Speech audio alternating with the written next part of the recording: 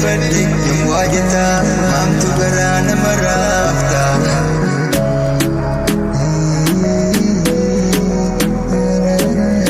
Ansi finiya sin dalaga bikhidini khiya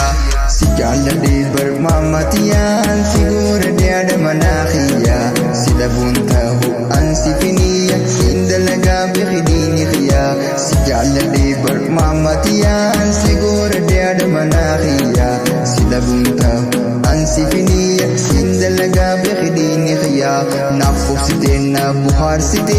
rakkume kana waliin dabarsite abshiru yaani najajjabeessite hofla wameeka dabarsite naafofsite na buhaarsite rakkume kana waliin dabarsite abshiru yaani najajjabeessite hofla wameeka dabarsite. Ansi finiya sin dalaga bikhidini khiya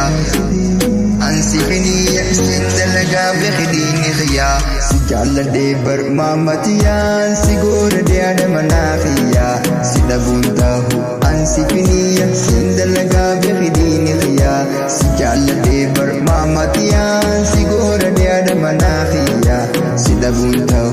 ansi finiya sin dalaga bikhidini khiya dhabbaa qabeenya jijjiiramtu tani lagaraan si hamtuun qabdu ammaan harkadhe ta'uun tajaaltu rabbi naa godhu tanaawaal dhabbaa qabeenyaan jijjiiramtu tani lagaraan si hamtuun qabdu